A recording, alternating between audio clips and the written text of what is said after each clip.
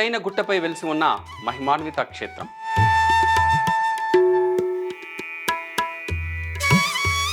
నాలుగు 4000 సంవత్సరాల చరిత్ర కలిగి ఉన్న గొప్ప పుణ్యక్షేత్రం.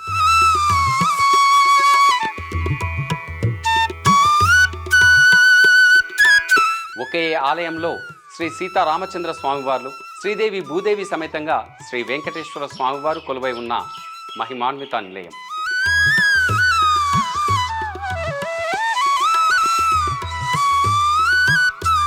తెలంగాణ రాష్ట్రం రాజన్న సిరిసిల్ల జిల్లా గంభీరావుపేట మండలం భీమిని మల్లారెడ్డిపేట గ్రామంలో వెలిసి ఉన్న ఈ ఆలయాల గురించి, ఆలయంలో కొలువై ఉన్న ఆ సీతారామచంద్ర స్వామి, శ్రీ వెంకటేశ్వర స్వామి, అలాగే శ్రీ ఆంజనేయ స్వామివార్ల గురించి ఇప్పుడు మనం తెలుసుకుందాం.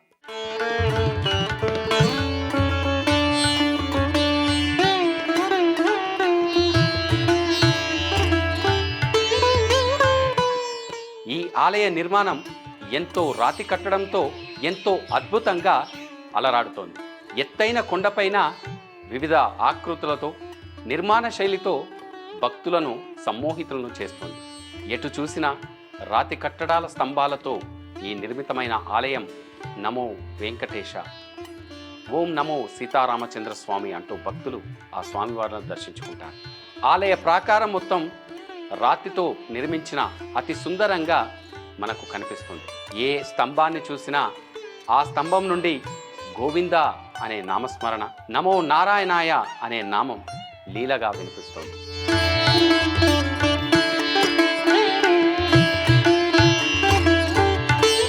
ఇక్కడి క్షేత్రంలో ఎంతో ప్రసిద్ధిగాంచిన సీతారామచంద్ర స్వామివారు భద్రాచలంలో మాదిరిగా ఇక్కడ సీతా సమేతుడుగా కొలువై తనను కొలిచే భక్తులను అనుగ్రహిస్తున్నాడు. 4000 సంవత్సరాలకు పూర్వం వెలిసి ఉన్న సీతారామచంద్ర స్వామివారికి ఎదురుగా భక్తాంజనేయుడు ఏకశిలా రూపుడై 7 అడుగుల ఎత్తులో భక్తులకు దర్శన భాగ్యం కల్పిస్తున్నాడు. ఆ స్వామివారి దర్శనానికి వచ్చే భక్తులు ప్రియభక్తుడైన వీరాంజనేయ స్వామివారిని తప్పక దర్శించుకుంటారు. ఆ ప్రియభక్తుడికి తాను కొలువై ఉన్న ఈ కొండకు ఆ భక్తుడి పేరునే పెట్టి ఇక్కడికి తన దర్శనానికి వచ్చే భక్తులకు, ముఖ్యంగా ఆ వీరాంజనేయ స్వామివారిని దర్శించుకుంటేనే తప్పక భక్తుల కోరికలు నెరవేరుతాయని ఇక్కడి సీతారామచంద్ర స్వామివారు తీర్మానించినట్టుగా ఇక్కడి శాసనాలు చెబుతాయి.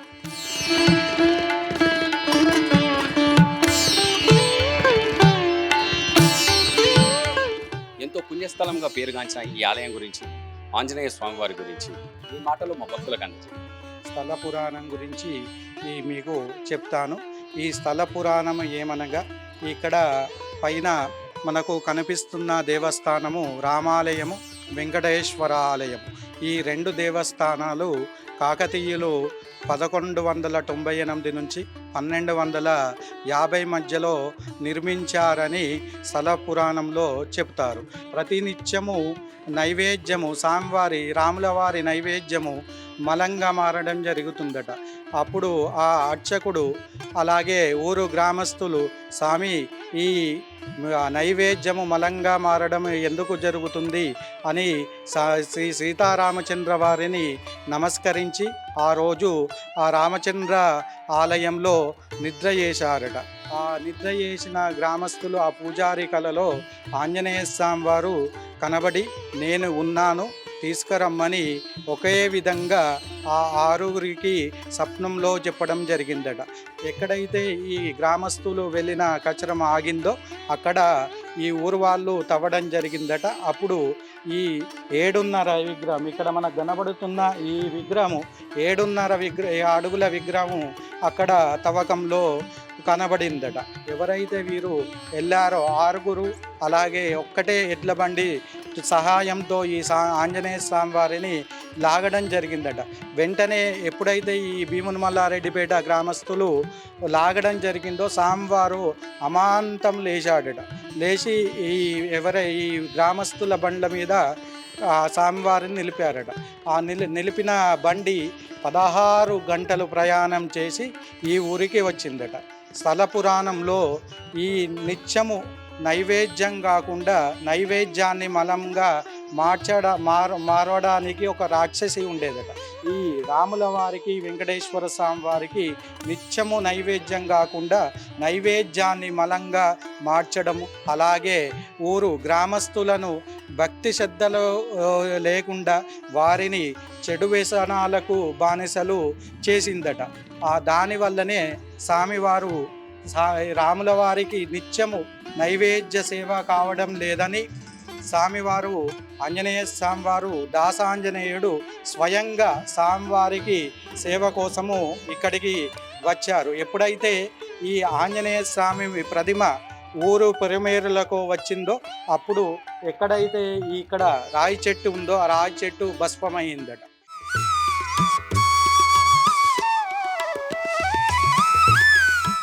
ఎత్తైన కొండపై ఉన్న ఈ భీముని మల్లారెడ్డిపేట హనుమాన్ ఆలయం ఎంతో చరిత్రను కలిగి ఉన్న గొప్ప ఆలయం. త్రేతాయుగంలో సీతారామచంద్ర స్వామి సీతా సమేతుడై ఈ నేలపైన నడయాడినట్టుగా ఇక్కడ ఆ శ్రీరామచంద్రుని పాదాలు మనం వీక్షించవచ్చు. ఇక్కడే కొద్ది కాలం పాటు నివసించినట్టుగా ఇక్కడి ఆనవాళ్లు చెబుతున్నాయి. ద్వాపర యుగంలో పంచపాండవులు ఇదే గుట్టపై శ్రీ సీతారామచంద్ర స్వామిని సేవించి పూజించినట్టుగా ఇక్కడి ఆనవాళ్లు చెబుతున్నాయి. ఇక్కడ ఆ పంచపాండవులు నివసించిన కాలంలో సరదాగా ఆటలు ఆడుకున్న ఆనవాళ్లు కూడా మనకు ఇక్కడ అగుపిస్తున్నాయి. ఒక కర్ర సహాయంతో ఆటలు ఆడుకునేవారని, అప్పుడు ఆ కర్ర అక్కడికి వెళ్ళగా భీముడు ఆ పెద్ద కొండను ఇలా తన చేతితో పెకిలించాడని, అందుకే అది భీముని కొండగా ప్రసిద్ధి చెందిందని చెబుతారు. ఆ భీముడు లేపిన కొండ ఆనవాళ్లు ఇప్పుడు మనకు ప్రత్యక్షంగా మనం చూస్తున్నాం.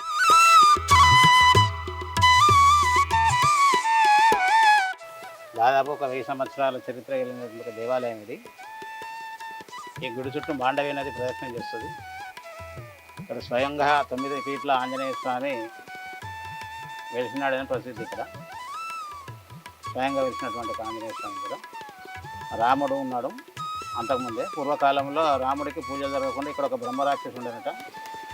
నైవేద్యాలు జరపకుండా బలంగా తయారు చేస్తుంటే ఏంది అని గ్రామ ప్రజలంతా అర్చకులు వీళ్ళంతా ఇక్కడ స్వామి దగ్గర నిద్ర చేస్తే ఫలానా దగ్గర నేనున్న ఆంజనేయ స్వామిని తీసుకురండి, ఇక్కడ ఒక బ్రహ్మరాక్షసు ఉంది, దానివలన ఈ విధంగా జరుగుతుందని చెప్తే ఎడ్ల బండిని తీసుకొచ్చారట. అందుకే ఇక్కడ ఆంజనేయ స్వామిని ప్రతిష్ఠ చేశారు. ఇప్పటికీ అనర్గళంగా మహావైభవంగా పూజలు జరుగుతాయి. రాముడికి, ఆంజనేయ స్వామికి, వెంకటేశ్వర స్వామికి శివాలయం. భీముడి మల్లారెడ్డిపేట అంటే అప్పుడు అరణ్యవాసం చేస్తున్నప్పుడు భీముడు ఈ పంచపాండవులు అంతా ఇక్కడ ఈ గుట్ట మీదకి వచ్చారని వెనుకిడి చెప్తారు.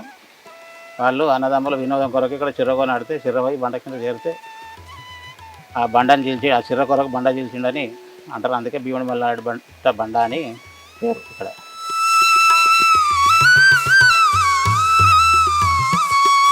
ఈ ఆలయంపై కొలువై ఉన్న సీతారామచంద్ర స్వామి, శ్రీ వెంకటేశ్వర స్వామి, అలాగే క్షేత్రపాలకుడైన ఆంజనేయ స్వామి వారికి నిత్యం మాండవీ నది ప్రదక్షిణ చేసి ఈశాన్యంలో కలుస్తుందని ఇక్కడి చరిత్ర చెబుతోంది.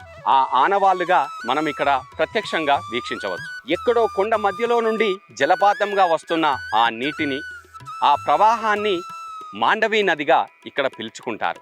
మాండవి అనే మహర్షి ఇక్కడ ఘోర తపస్సు చేసి సీతారామచంద్ర స్వామి వారిని అలాగే ఆంజనేయ స్వామివారి ఆశీస్సులను పొందాడని, అందుకే తను ఆ స్వామివార్లను నిత్యం దర్శించుకోవాలనే కోరిక కోరగా అప్పుడు శ్రీ సీతారామచంద్ర స్వామివారు ఆ మునీశ్వరుడికి ఆ సీతారామచంద్ర స్వామి నీవు ఇక్కడ మాండవీ నదిగా ప్రవహిస్తూ నిత్యం తమను సేవిస్తావని అభయమిచ్చినట్టుగా ఆనవాళ్లు చెబుతున్నాయి.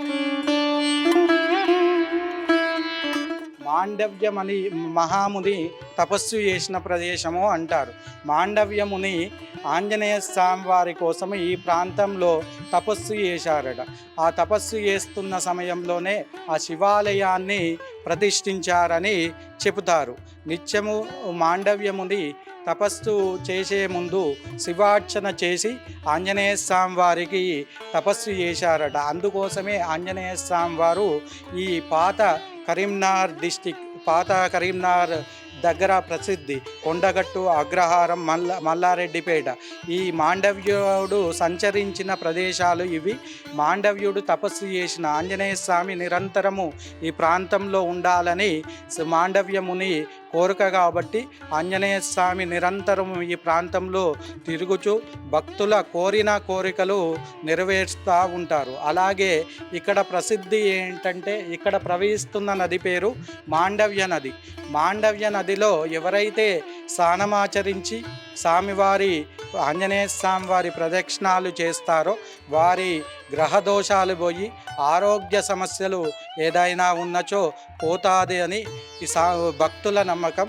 అలాగే ప్రతి సంవత్సరము మాఘమాస జాతర ఇక్కడ అత్యంత వైభవంగా నిర్వహించడం జరుగుతుంది.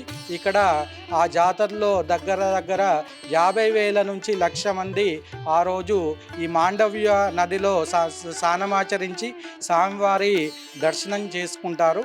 అలాగే ఈ భీముని మల్లారెడ్డిపేటలో ప్రతి సంవత్సరం రాముని వారి శ్రీరామనవమి కళ్యాణము 5 రోజులు ఉత్సవంగా జరుగుతుంది. 5 రోజులు ఇక్కడ వైభవపేతంగా శ్రీరామనవమి కార్యక్రమము నిర్వహించడం జరుగుతుంది.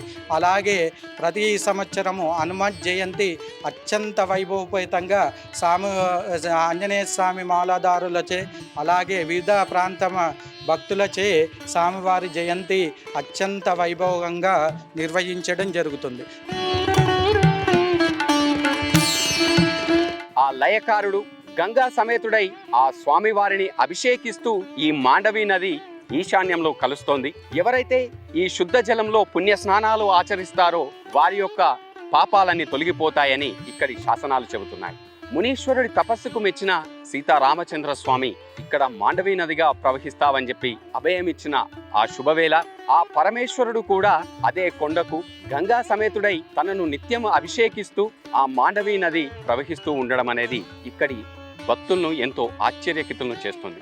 ఎత్తైన కొండపై ఉన్న ఈ ఆలయానికి ఎక్కడి నుండో వస్తున్న ఆ జలపాతాన్ని చూస్తున్న భక్తులు తన్మయత్వంతో ఆ నీటిని తలపై చల్లుకొని తమ పాపాలన్నీ కడగమని వేడుకుంటారు.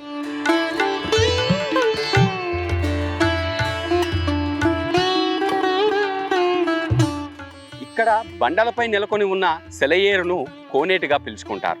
ఇక్కడ పంచపాండవులు నివసించినప్పుడు ఈ బండలపై కోనేరును సృష్టించారని, అప్పటి నుండి భక్తులు ఈ కోనేరులో పుణ్యస్నానాలు ఆచరిస్తారని, అలా ఈ ప్రాంతానికి ఇక్కడి స్వామివారిని దర్శించుకోవడానికి వచ్చిన ప్రతి భక్తులు ఆ కోనేరులో పుణ్యస్నానం చేయడం వల్ల శారీరక రుగ్మతులు తగ్గి తమ ఇతిబాధలన్నీ తగ్గుతాయని భక్తుల అచంచలమైన నమ్మకం.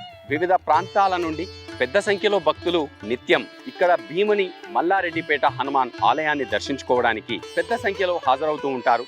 జనవరి మాసంలో వచ్చే మాఘ అమావాస్య రోజున ఒకే రోజు జరిగే ఆ స్వామివారి జాతరకు వివిధ ప్రాంతాల నుండి పెద్ద సంఖ్యలో భక్తులు తరలి వస్తూ ఉంటారు. ఆ మహావైభవానికి వచ్చిన ప్రతి ఒక్క భక్తులు ఈ కోనేరులోనే పుణ్యస్నానాలు చేసి ఆ స్వామివారిని దర్శించుకొని మెండైన ఆశీస్సులను పొందుతారు. ఎవరైతే కోనేరులో పుణ్యస్నానాలు ఆచరిస్తారో వారి పాపాలన్నీ నశిస్తాయని భక్తుల అచంచలమైన నమ్మకం.